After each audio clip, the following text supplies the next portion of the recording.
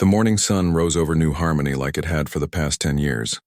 Dongmin Park stood at his office window, watching the golden light spread across the endless fields of green crops. The harvest season was almost here, and it would be their best one yet. The cornfields in Sector 7 are ready, his wife Heywan said as she entered the room. She carried her tablet, showing pictures of tall, healthy plants. The new fertilizer mix worked perfectly. Dongmin smiled at his wife. After 20 years of marriage, she still made his heart feel warm. That's wonderful news. Earth will be very happy with this shipment. Their 12-year-old daughter Yu-Jin ran into the office, her school uniform dirty from playing in the gardens. Dad, can I help with the harvest this year, please? We'll see, Dongmin said, ruffling her black hair. But first, you need to finish school. Yu-Jin made a face but didn't argue. She was a smart girl who understood that education came first. The colony had worked hard to build good schools for all the children. New Harmony was home to 50,000 people. They came from all over Earth to build a new life among the stars. The planet Kepler 442b had perfect weather, clean water, and rich soil. It was everything humans had dreamed of finding in space. Dongmin walked through the colony center after lunch. He waved at Mrs. Jin Suk, who ran the bakery. Her bread smelled amazing, just like his grandmother's back on Earth. The mechanic Tae Sung was fixing a farming robot, whistling while he worked. Children played in the parks while their parents tended to shops and gardens. Sir, we have the monthly reports ready, said his assistant Yun-ho. The young man had arrived on the last supply ship from Earth. He was eager to prove himself in his first job off-world. Thank you, Dongmin said, taking the tablet. How are the new families? Settling in? Very well, sir. Everyone seems happy here. The Kim family from Seoul said this is the best place they've ever lived. Dongmin nodded. That was what he wanted to hear. New Harmony was supposed to be a peaceful place where families could grow and prosper. They had no enemies, no wars, no crime. The biggest problem they faced was deciding which crops to plant next season. The colony's defense coordinator Woo Sung Kim stopped by the administration building that evening. He was a former Earth military officer, but his job here was easy. The colony had one small patrol ship and a few security officers. They mostly helped find lost pets and settled arguments between neighbors. Everything quiet, Woo Sung? Dongmin asked. Same as always, Woo Sung replied. No threats, no problems. Sometimes I wonder if we even need security here. Better safe than sorry, Dongmin said. But I'm glad it's peaceful. The two men sat on the porch, watching the sunset. The sky turned orange and pink as the day ended. In the distance, they could see farmers heading home from the fields. Lights began to turn on in houses throughout the colony. My wife wants to have another baby, Woo Sung said suddenly. That's great news. I told her this is the perfect place to raise children. Safe, clean, full of opportunities. Woo Sung smiled. My parents back on Earth can't believe how good life is here. That night, Dongmin tucked Yu-Jin into bed. She had been reading about Earth's history and had many questions. Dad, why did people fight wars on Earth? Dongmin thought carefully. Sometimes people wanted things that belonged to others. Sometimes they were afraid. Sometimes they just didn't understand each other. But that doesn't happen anymore, right? Not here on New Harmony, and hopefully not anywhere else either. Yu-Jin yawned. I'm glad we live here. It's the best place in the whole galaxy. Dongmin kissed her forehead. Sleep well, my dear. The next morning brought unexpected news. Tae-ho Lee, the communications officer, burst into Dongmin's office with a worried expression. Sir, we're picking up something strange on the long-range sensors. Dongmin looked at the screen. Strange shapes were moving at the edge of their solar system. What do you think it is? Could be asteroids, but they're moving too fast and in formation.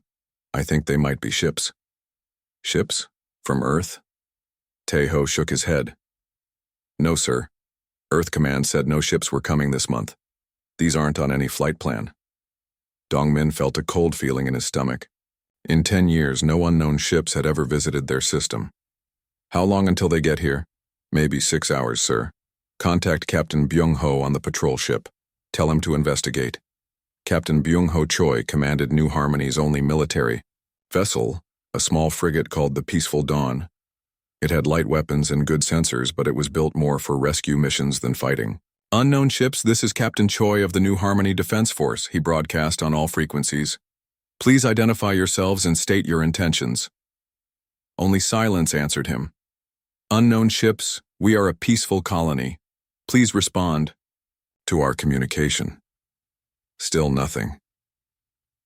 The ships were getting closer. They were big, much bigger than anything humans had built. Their design was strange, with sharp edges and dark metal that seemed to absorb light. Sir, called his sensor officer. Yongsoo. I'm reading massive energy weapons on those ships, more firepower than our entire defense grid. Captain Byung-ho felt sweat on his forehead. Keep trying to contact them. Maybe they don't understand our language. Back on the colony, people were starting to worry. Word had spread about the unknown ships. Families gathered in their homes, unsure what to do. Wu Sung activated the colony's emergency systems. All citizens, please remain calm. We have detected unknown ships in our system. This is likely a peaceful first contact situation. Please stay near your homes until we know more. But Wu Sung didn't feel calm at all. His military training told him that ships carrying that many weapons weren't coming for a friendly visit. Haewon found Dongmin in his office, staring at the sensor readings. What's happening? I don't know, he admitted. The ships won't respond to our messages. They just keep coming closer. Are we in danger? Dongmin wanted to say no, but he couldn't lie to his wife. Maybe. I've ordered all transport ships to be ready for emergency evacuation. Haewon's face went pale. Should we get Yujin? Not yet. Let's wait and see what happens. The alien ships reached the outer edge of the planet's atmosphere. They were enormous, like floating cities made of metal and death. Strange symbols covered. Their hulls and weapon ports bristled along their sides. Last chance, Captain Byung-ho broadcast. Unknown ships, this is a peaceful human colony. We have women and children here, please respond. The answer came not in words but in fire. Bright beams of energy lanced down from the alien ships. They struck the colony's communication array, destroying it in a flash of light. More beams hit the power station, the spaceport, and the defense grid. They're attacking, Jong-soo screamed.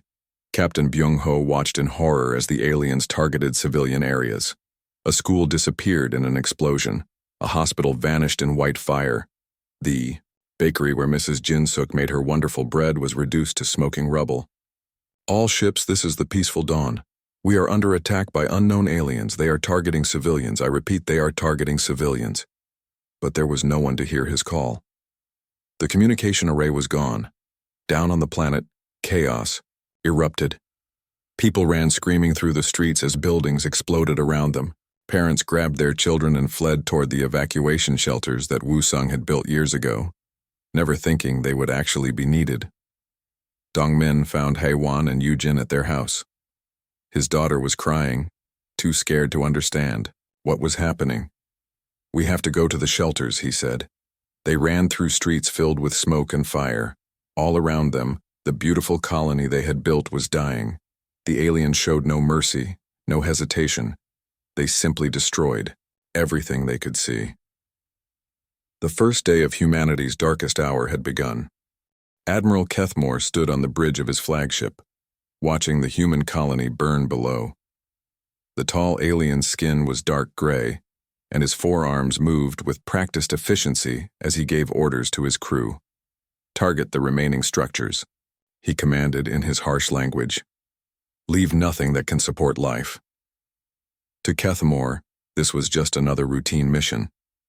The Valthok Dominion had been expanding across the galaxy for over 200 years. They took what they wanted and destroyed anything that got in their way. These humans were just another weak species that had to be removed. Admiral, called his tactical officer, some of the humans are trying to surrender. They're broadcasting messages asking us to stop. Kethmore's mandibles clicked in what might have been laughter. Surrender?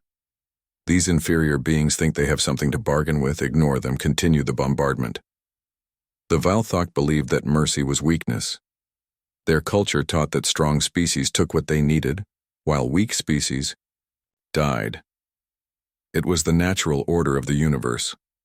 These humans with their farms and families were clearly weak. Down on New Harmony, the evacuation was going badly. The transport ships had been the first targets hit by the aliens. Twisted metal and burning fuel marked where the spaceport used to be. Woo-Sung Kim ran through the chaos trying to coordinate the defense. But what defense could they mount? The colony had been built for peace, not war. Their few security officers had light weapons meant for crowd control, not alien warships. "Get everyone to the underground shelters," he shouted into his radio. "Stay away from the surface." But even as he spoke, the alien energy beams were punching through the shelter roofs. The concrete and steel that was supposed to protect them crumbled like paper under the assault. In Shelter 7, Dongmin held his family close as the ceiling shook above them. Dust rained down with each explosion. Children were crying, and adults whispered prayers to whatever gods they believed in. "Dad, why are they doing this?" Yoo-Jin asked, her voice small and scared. Dongmin didn't know how to answer. The aliens hadn't demanded anything. They hadn't tried to communicate. They had just started killing. "I don't know, sweetheart," he whispered. "Ak." Mrs. Jinsuk from the bakery sat nearby, clutching her 2 young sons. Her husband had been working at the spaceport when the attack began. She kept staring at the shelter entrance, hoping he would walk through it. But deep down she knew he never would. Tae-ho Lee had managed to save some of the communication equipment before the main array was destroyed. He was desperately trying to send a message to Earth, but the alien ships were jamming most frequencies. "Come on," he muttered, adjusting the controls. "Just one message. Let Earth know what happened here." Finally, he found a clear channel. With shaking hands, he activated the recorder. "This is New Harmony Colony to Earth Command. We are under attack by unknown aliens. They appeared without warning and started killing civilians. They won't accept surrender. They won't communicate. They're just killing everyone." His voice broke. "Women, children, families, everyone. We tried to surrender, but they don't care. Remember us. Tell Earth what happened here. Make them pay for this." He transmitted the message just as an energy beam tore through the communication bunker. Tae-ho Lee died, still hoping that someone would hear his final words. Captain Byung-ho was fighting a hopeless battle in orbit. His small frigate was no match for the massive alien warships, but he refused to retreat while people were dying below. "Sir, we've lost main engines," reported Jong-soo. "Hull breaches on decks 3 through 7. We can't take much more of this." "Keep firing," Byung-ho ordered. "Make them work for it." The Peaceful Dawn's weapons were like pinpricks against the alien armor, but the captain kept shooting anyway. If he was going to die, he would die fighting. "Jong-soo, are you recording?" "Their ship configurations and weapon frequencies." "Yes, sir, but what good will it do? There's no one left to give the data to. Someone might survive. Someone has to warn Earth about these monsters." The frigate shuddered as another enemy blast punched through its hull. Emergency lights flickered and the air filled with smoke. "Sir, I'm detecting a small cargo ship trying to escape the atmosphere," Jong-soo reported. "It's heavily damaged but still flying." Captain Byung-ho smiled grimly. "Then we've done some good today. All power to weapons, let's buy them some time." The cargo ship was being piloted by Seung-Jin Yu, a former Earth Navy pilot who had retired to New Harmony 5 years ago. His ship was packed with survivors. Maybe 30 people crammed into a space meant for 10.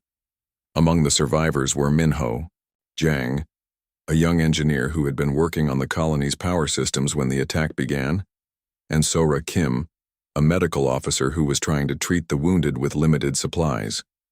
"Can we make it to the jump point?" asked Minho, looking at the engine readings. "Maybe," Seung-Jin said through gritted teeth. "If the engines don't fail and the aliens don't notice us." Behind them, New Harmony was dying. The beautiful fields were burning. The neat houses were piles of rubble.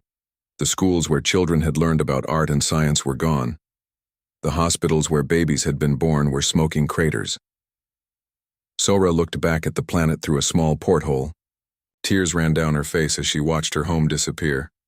50,000 people, she whispered. They killed 50,000 innocent people.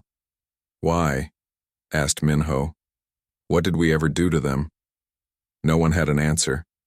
The alien ground forces landed, while the bombardment continued. The Valthok soldiers were tall and strong, wearing armor that made them look like mechanical spiders. They went through the ruins methodically, making sure nothing was left alive. In Shelter 7, Dongmin heard the alien footsteps above. The survivors huddled together in the darkness, barely breathing. The shelter door exploded inward. Light flooded in, and with it came death. The aliens didn't hesitate, they didn't ask questions, they just started shooting. Dongmin threw himself over his family, trying to protect them with his own body. He felt the energy beam burn through his chest. As darkness closed in, he heard Yu Jin screaming for her father. Then he heard nothing at all. Hei-Wan lasted a few seconds longer, long enough to see her daughter's life end. The brilliant botanist who had made the colony's gardens bloom died, clutching her child's hand. Across the colony, the same scene played out in every shelter, every hiding place, every desperate last stand. The Valthok were thorough. They had done this before on dozens of worlds. They knew how to kill efficiently. Admiral Kethmore watched the final reports come in. His forces had swept the planet clean in less than 12 hours. It was faster than usual. Any survivors? He asked. None detected, Admiral. One small ship escaped during the initial bombardment, but it was heavily damaged. It won't get far. Good. Begin resource extraction operations. I want all useful materials loaded within one standard cycle. The Valthok had come to take the planet's rare minerals and fertile soil. The humans had just been in the way, like insects in a house that needed to be cleared before renovation. Sir, the tactical officer said, the humans sent several distress signals before we jammed their communications. Should we be concerned? Kethmore's mandibles clicked again. Let them come. If other humans want to die like these ones did, we'll accommodate them. The universe belongs to the strong. In the cargo ship drifting at the edge of the system, Sung Jin managed to get the damaged engines working long enough to jump to hyperspace. The 37 survivors sat in stunned silence as they left the system where their lives had been destroyed. Where are we going? Someone asked. The nearest human outpost, Seung Jin replied. Someone has to know what happened here. Minho was staring at his tablet, where he had recorded technical data about the alien ships. Their energy signatures, their weapon frequencies, their tactical formations. I got it all. Sora was treating a burned child who might not live to see another day. What good is data against monsters like that? I don't know, Minho admitted. But maybe Earth will know what to do with it. Behind them, New Harmony continued to burn. The aliens were already setting up mining equipment where the colony center used to be. In a few months, there would be no sign that humans had ever lived there. But the 37 survivors carried something more important than their own lives. They carried the memory of 50,000 innocent people who had died for no reason, except that they were in the way. They carried the truth about what the Valthok really were. And they carried a message that would change everything when it reached Earth. These aliens didn't want to coexist, they didn't want to negotiate, they just wanted to kill. Earth was going to learn what humanity looked like when someone crossed their line. 3 weeks after New Harmony died, Tae-Ho Lee's final message reached Earth. Fleet Admiral Kyung-Soo Nam was having lunch in his office at Earth Defense Command when his aide knocked on the door. Commander Hyo Jin carried a tablet, and her face was pale. Sir, we've received an emergency transmission from New Harmony. You need to see this immediately. Kyung-Soo set down his coffee and took the tablet. As he watched Tae-Ho's desperate message, his expression grew darker with each word. How old is this transmission? 3 weeks, sir. It was sent on multiple frequencies, but most were jammed. This fragment came through a backup relay station. Get me President Lee on secure channels, and contact General Park and Director Choi. Emergency session in 1 hour. Within the hour, the War Council assembled in the secure briefing room deep beneath Geneva. President Yoon-Ji Lee sat at the head of the table, her usually calm expression tight with controlled anger. General Insu Park, commander of Earth Ground Forces, studied tactical displays. Director Ji-Hai Choi from Human Intelligence was already pulling up data on their computers. "Show them the message," Admiral Nam said quietly. The recording played, in the silent room. Taeho's voice, filled with terror and desperation, told them about the attack, about the civilians who died, about the aliens who wouldn't listen to surrender attempts. When it ended, the room stayed quiet for a long moment. 50,000 people, President Lee said finally. Women, children, families. And these aliens just killed them all?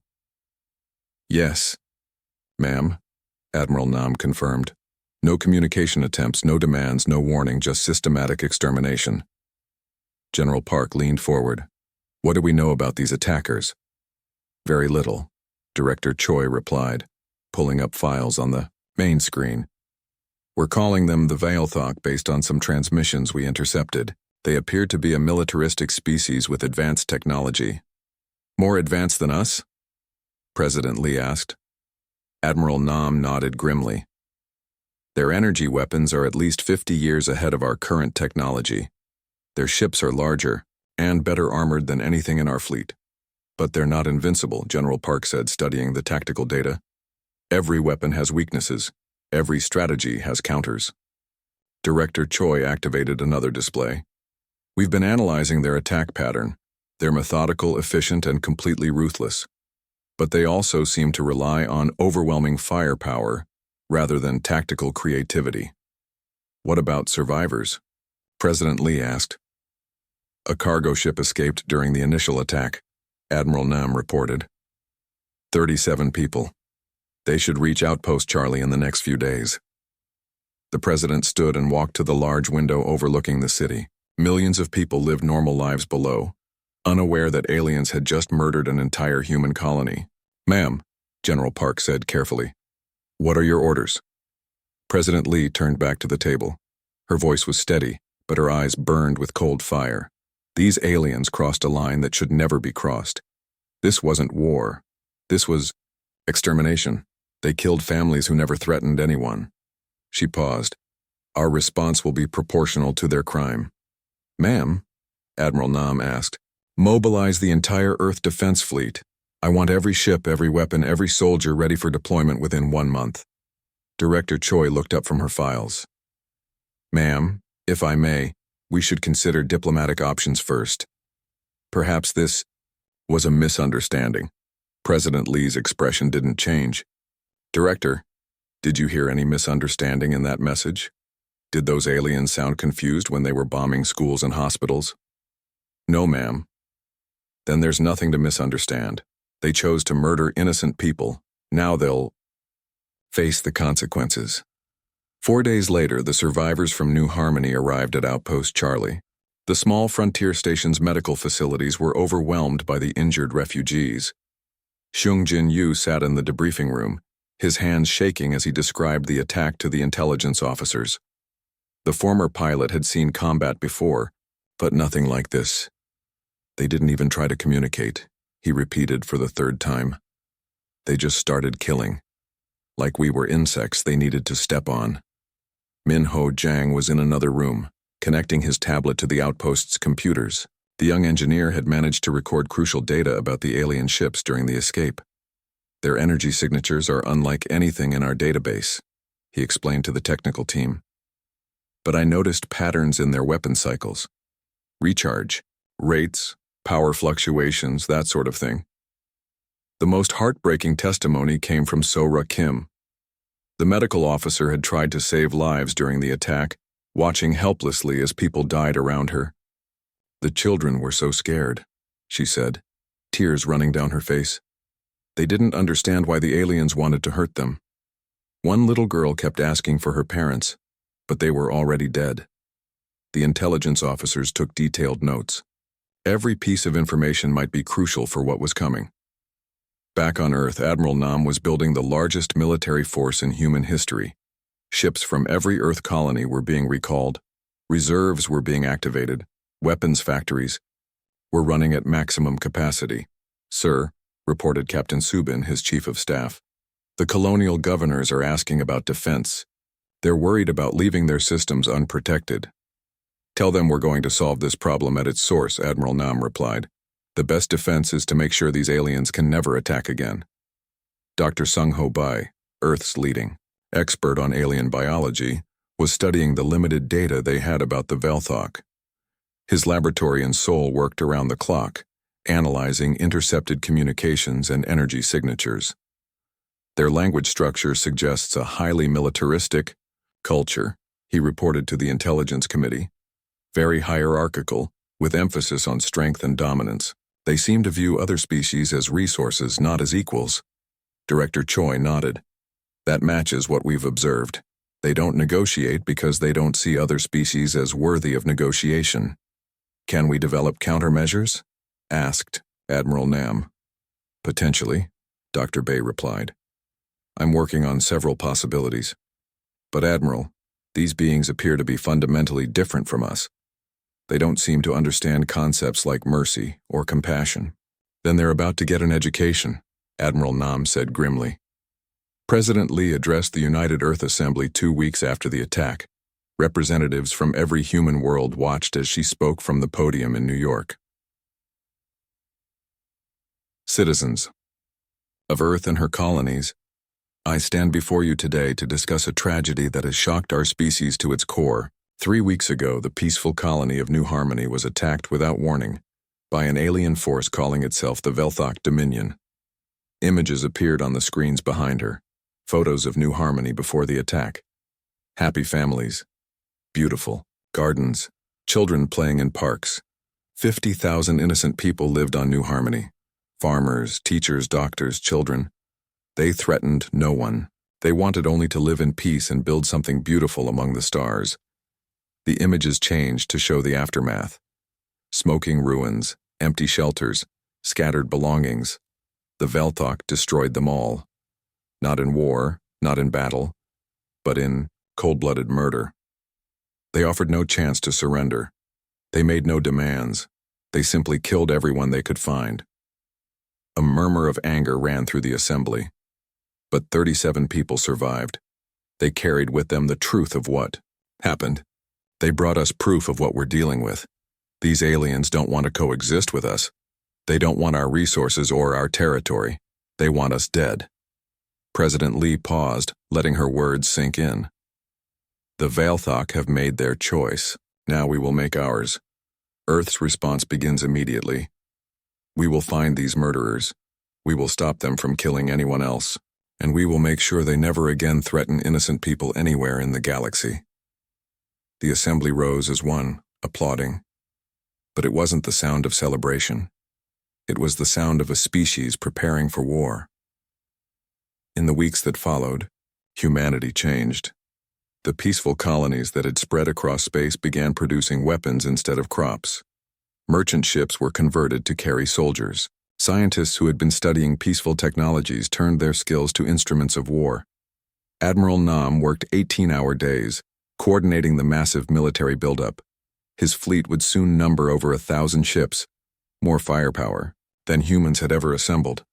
Sir, Captain Subin reported during one late-night briefing.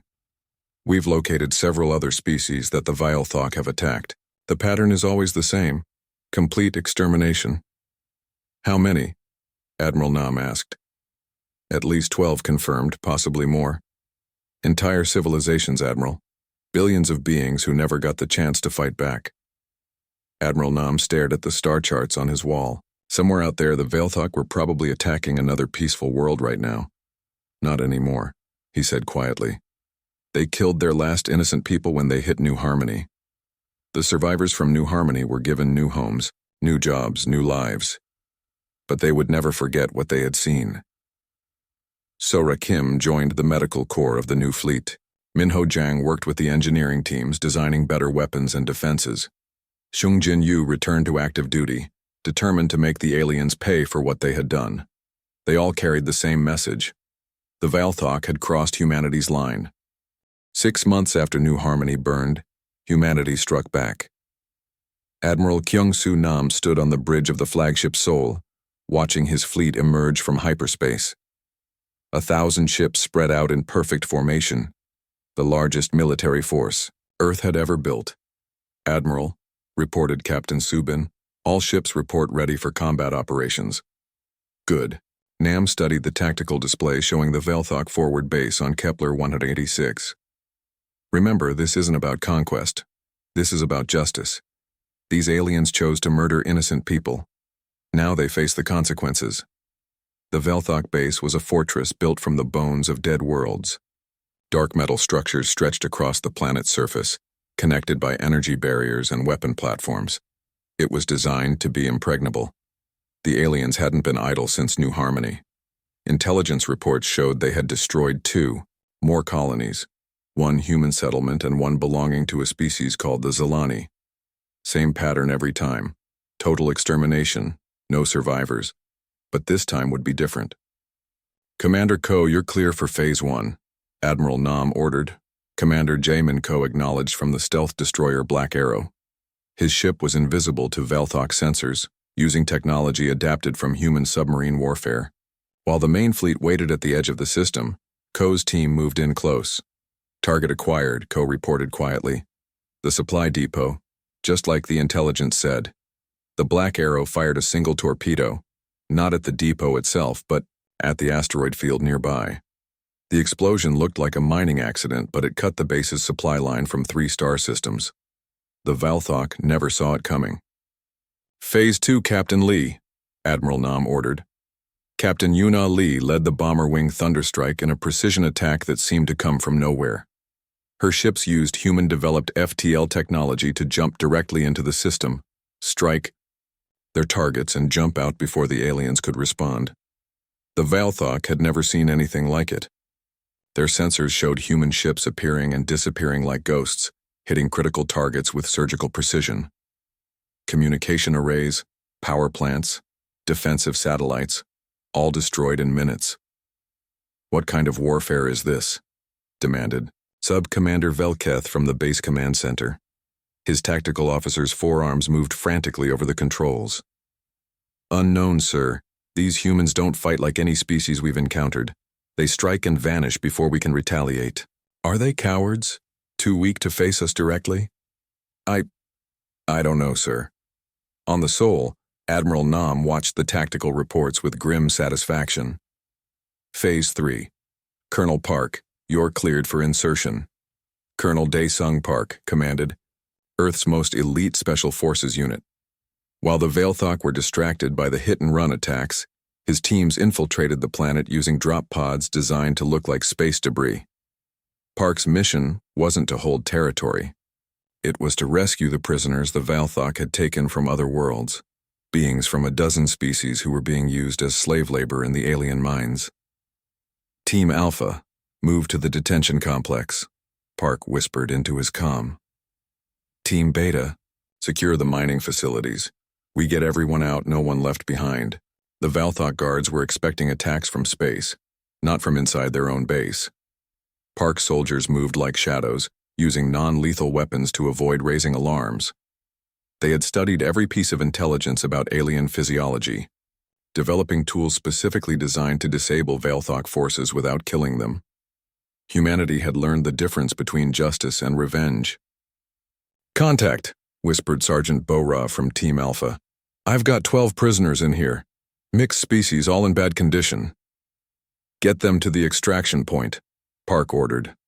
"Medical team is standing by." The prisoners were freed without the base command ever knowing they were gone. Human stealth technology, developed from centuries of military innovation, made it look easy. But the real shock was still coming.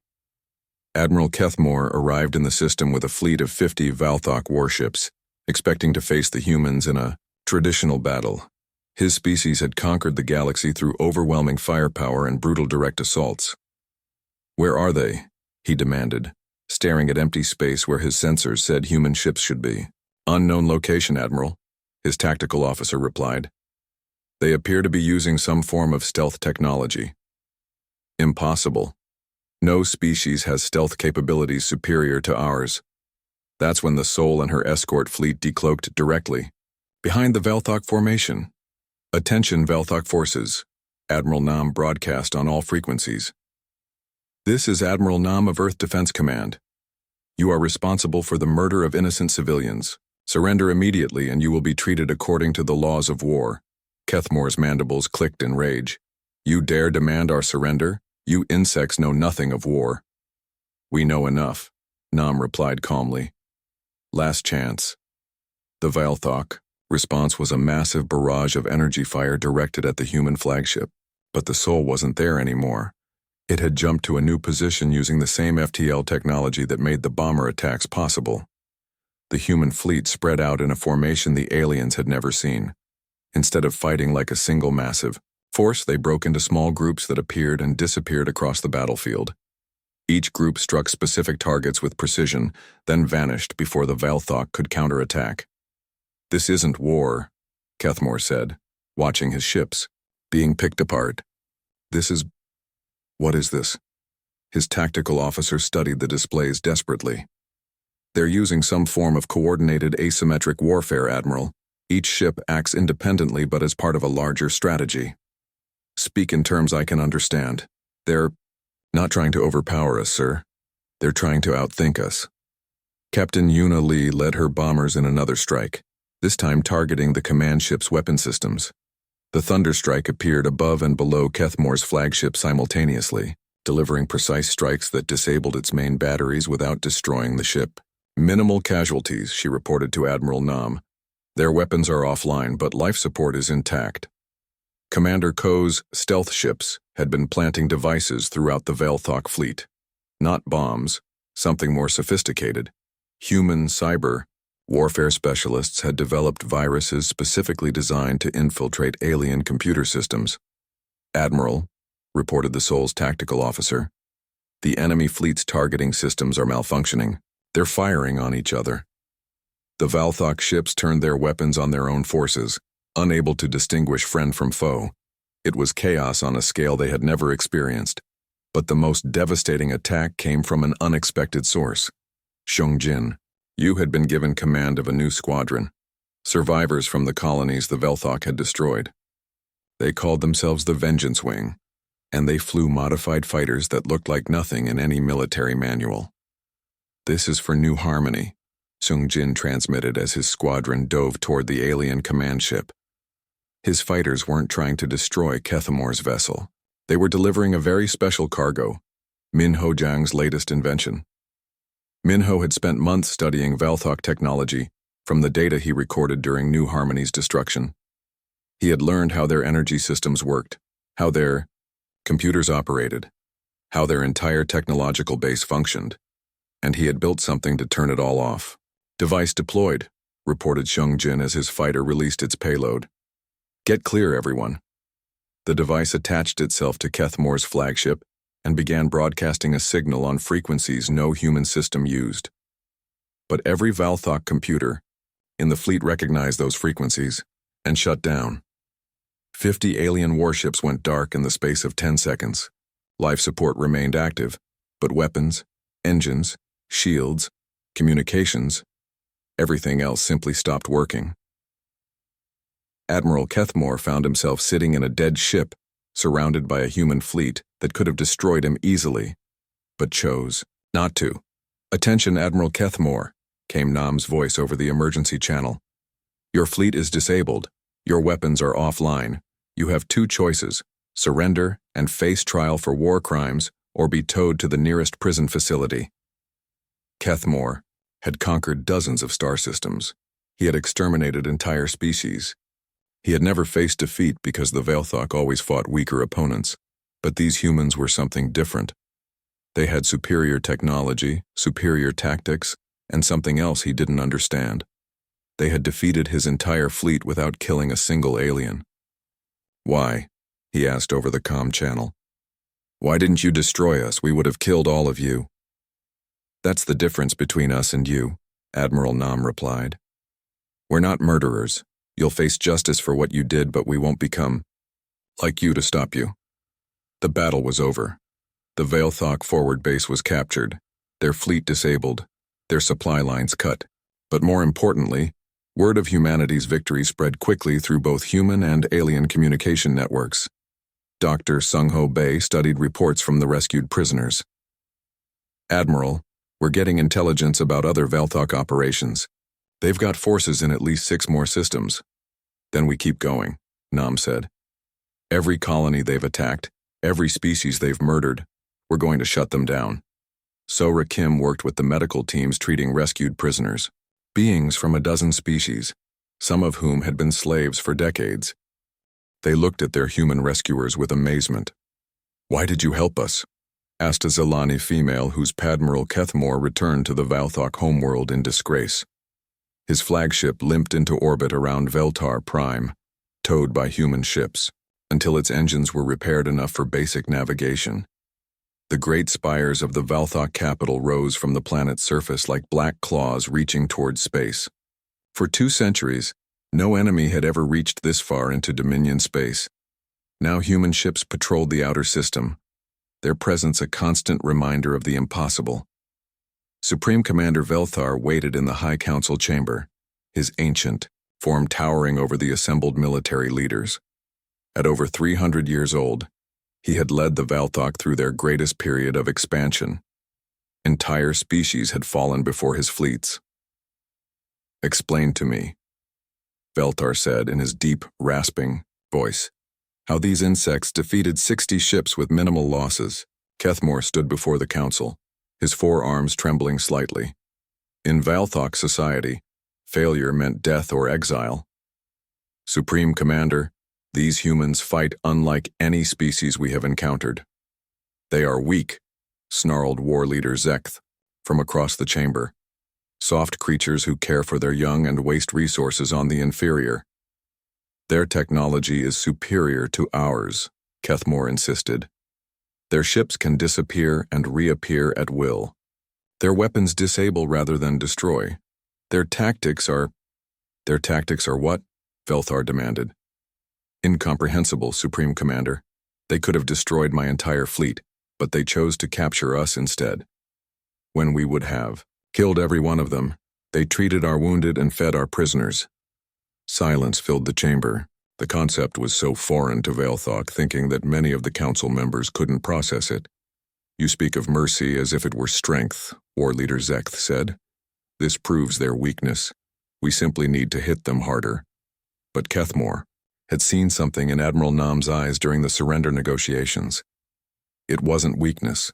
It was something far more dangerous. Absolute certainty that humans were fighting for the right cause. Supreme Commander, Kethmore said carefully, I recommend we attempt negotiations with these humans. They may be willing to discuss territorial boundaries. The chamber erupted in angry clicking and hissing. The idea of negotiating with another species was almost heretical to the Valthok. We do not negotiate, Velthar roared. We are the strong. We take what we need and destroy what opposes us. This is the way it has always been. Then perhaps, said a new voice from the chamber entrance, it's time for a new way. All eyes turned to Sub-Commander Yarketh, the youngest member of the military council. She was barely 50 years old, practically a child by Velthok standards, but she had studied the reports from every battle with the humans.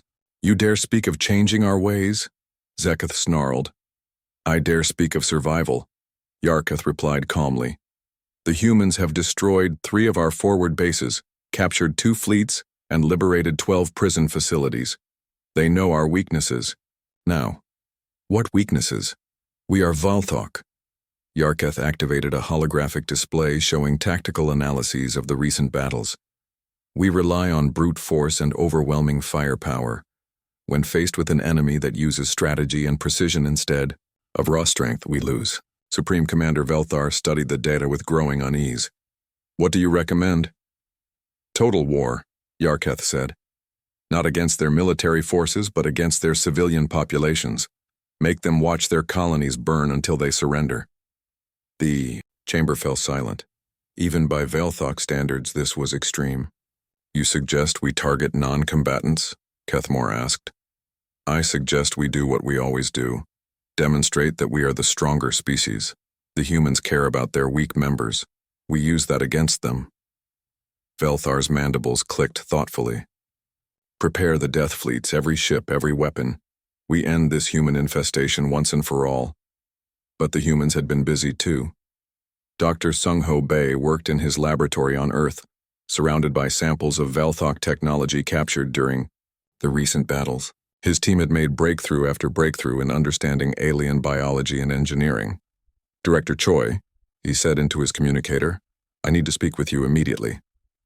Director Ji-hai Choi arrived within the hour, accompanied by Admiral Nam and General Park. The war leaders looked exhausted. They had been coordinating operations across dozens of star systems. What do you have for us, Doctor? Admiral Nam asked. Dr. Bae activated his displays showing complex biological and chemical analyses. I've been studying Velthok physiology from the prisoners we captured. I've identified several vulnerabilities. In their biochemistry. Vulnerabilities how? Director Choi asked. I can create a biological agent that would target their respiratory system specifically. It would be completely harmless to humans and other species, but fatal to Velthok within hours. The room went quiet. You're talking about a genocide weapon, General Park said slowly. I'm talking about ending this war quickly and permanently, Dr. Bae replied. One deployment of this agent in their home system, and the Velthok threat ends forever. Admiral Nam stared at the data for a long moment. How many of them would die? All of them, Admiral.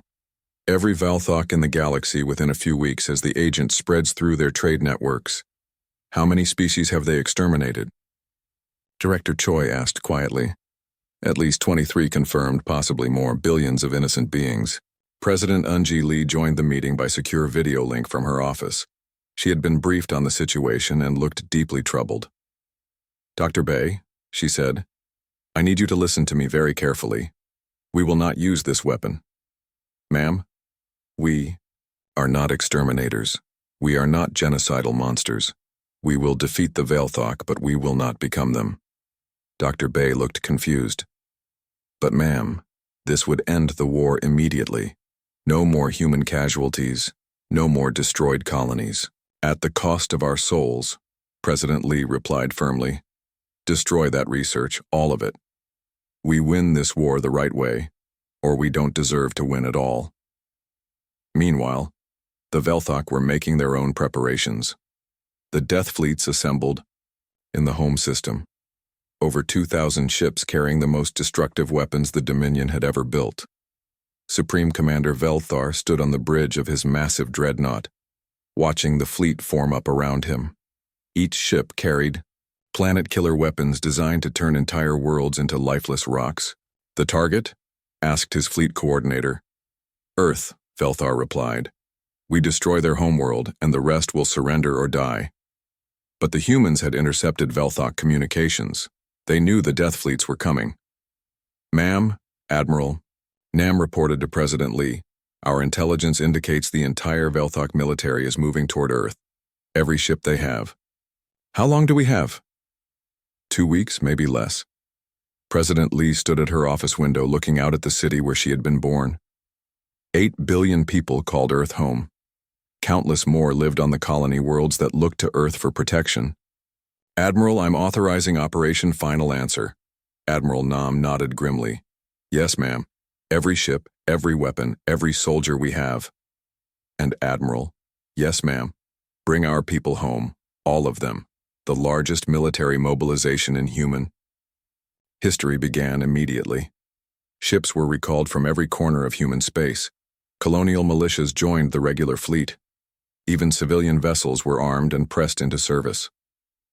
Xiong-Jin Yu found himself promoted to wing commander, leading a squadron of fighters crewed by survivors from the colonies the Velthok had destroyed. They called themselves the Memory Wing. Each pilot carried the names of murdered loved ones painted on their ships. Min-Ho Jung worked frantically with the engineering teams, upgrading every weapon system with new technologies derived from captured alien equipment. His innovations had already proven decisive in previous battles. So-Ra Kim coordinated medical facilities across the Sol system, preparing for casualties on a scale nobody wanted to imagine, but she also prepared for something else. Treating wounded Velthok prisoners with the same care as human soldiers. Why? Asked her assistant, Dr. Taewon. After what they've done to us? Because, Sora replied, someone has to remember what we're fighting for. The two fleets raced toward each other across the void, the largest Velthok force ever assembled against the combined might of humanity.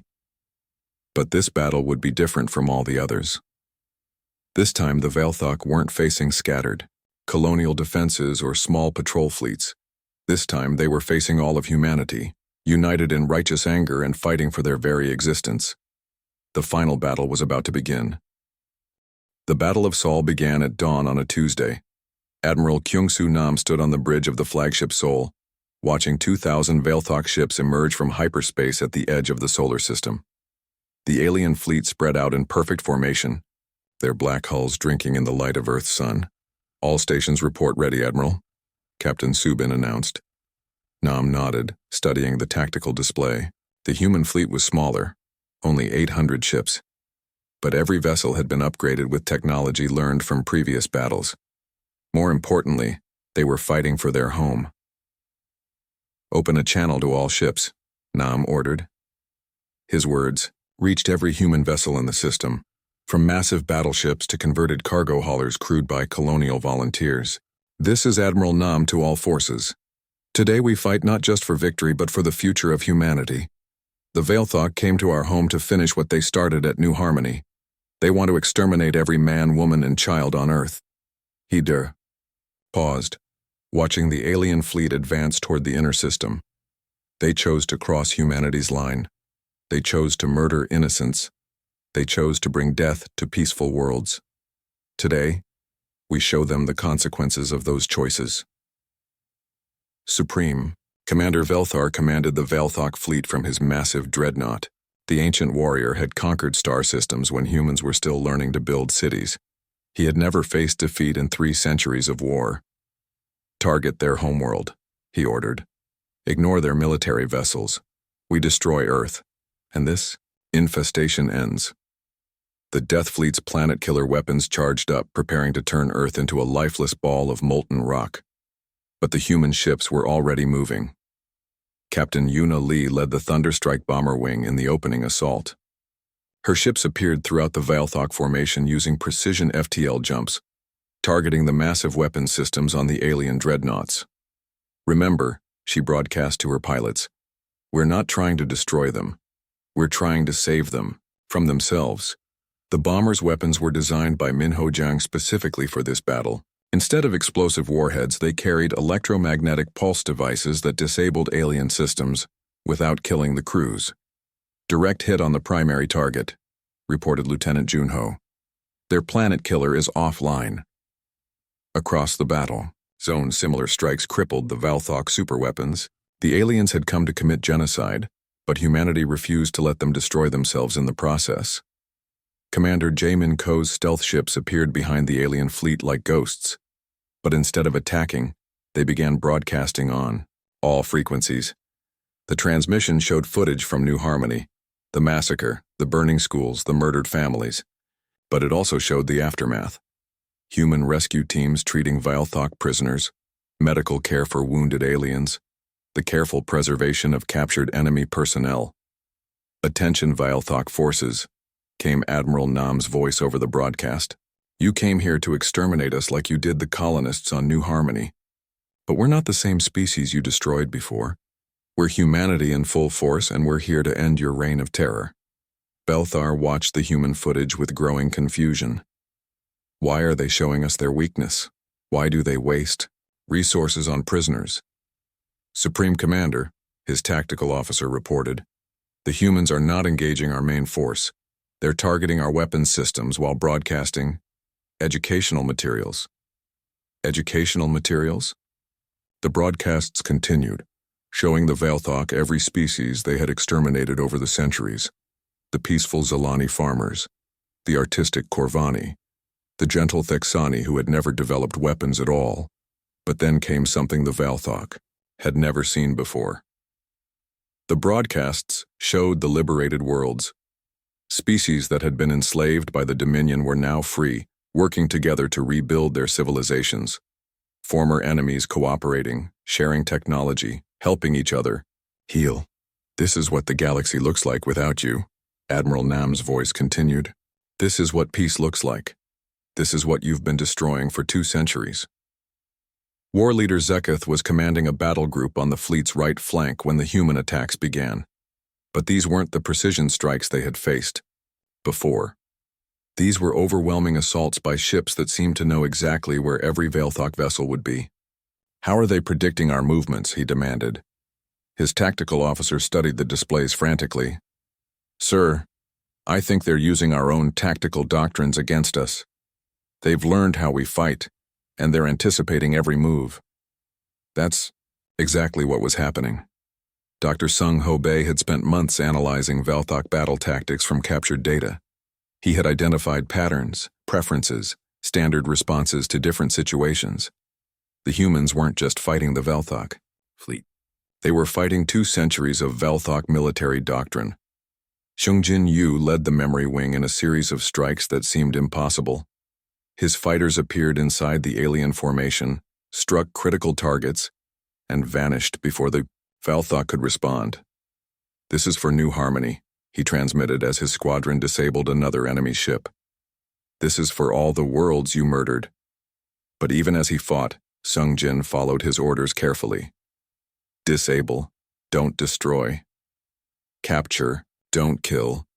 Humanity would not become the monsters they were fighting. The battle raged for hours. The Veilthok had superior numbers, but the humans had superior everything else. Technology, tactics, coordination, and most importantly, motivation. As ship after ship fell to human attacks, Supreme Commander Velthar found his fleet crumbling. Around him, his weapons were disabled, his communications jammed, his tactical systems compromised. Sir, his fleet coordinator reported, we've lost 60% of our vessels. Our planet killers are all offline. The humans have us surrounded. Velthar stared at the tactical display in disbelief. In 3 centuries of conquest, he had never faced defeat. The Veilthok were the strongest species in the galaxy. They were supposed to win. Sir, incoming transmission from the human flagship. Admiral Nam's face appeared on the main screen. Behind him, Velthar could see the bridge of a human warship, clean, well-lit, staffed by beings who looked determined but not cruel. Supreme Commander Velthar, Admiral Nam said formally, your fleet is defeated. Your weapons are disabled. Your ability to wage war is ended. I'm offering you one chance to surrender. Surrender, Velthar snarled. We are Veilthok. We do not surrender to inferior species. You're not surrendering to an inferior species, Nam replied calmly. You're surrendering to a better one. The human admiral gestured to someone off-screen, and the display changed to show the battle zone from space. The Veilthok fleet hung helpless in the void. Every ship disabled but intact. Not one alien vessel had been destroyed. You came here to commit genocide. Admiral Nam continued. We stopped you without becoming genocidal ourselves. You tried to exterminate us, and we responded by proving we're better than you. President Yunji Li's image appeared beside Admiral Nam. She looked directly at Velthar as she spoke. Supreme. Commander, you and your people have committed crimes against every form of life in this galaxy. You've murdered billions of innocent beings across dozens of worlds. You showed no mercy, accepted no surrender, granted no quarter. Velthar's mandibles clicked nervously. He had expected death, but these humans seemed to have something else in mind. You will receive exactly the same consideration you showed others, President Li continued. No mercy, no forgiveness, no second chances. Then kill us and be done with it, Velthar snarled. No, President Li replied. We're going to do something much worse than kill you. We're going to make you live with what you've done. The Veilthok fleet was towed to prison facilities throughout human space. Every alien was processed, documented, and assigned to work details, rebuilding the worlds they had destroyed. Velthar found himself on a former Zalani world, helping to plant crops in soil that his forces had poisoned decades earlier. The work was hard, but the Zalani survivors who supervised him were not cruel. They simply expected him to help repair the damage he had caused. Why don't you execute us? he asked one of his supervisors, an elderly Zalani female whose family had been murdered by Velthok forces. Because, she replied, death would be easy. Learning to live with what you've done is much harder. Admiral Kethmore was assigned to a different facility, helping to build memorials for the species the Velthok had exterminated. Each day, he carved names into stone. Millions of names of beings who had died because of his orders. The work was supervised by Sora Kim, who had volunteered to oversee the rehabilitation program. "Do you understand now why we fought so hard?" she asked him one day as he worked on a memorial wall. Kethmore looked up from the names he was carving. Each one represented a life cut short, a family destroyed, a future stolen. "Your species is different," he admitted. "Yes," Sora agreed. "We are. The Velthok homeworlds were placed under human administration, their military technology destroyed, their space travel capabilities removed. But they were not exterminated. Instead, they were given a choice. Learn to live peacefully with other species or remain forever isolated on their homeworld. Many chose isolation, but some, especially the younger Velthok, began to understand what their species had lost by choosing conquest over cooperation.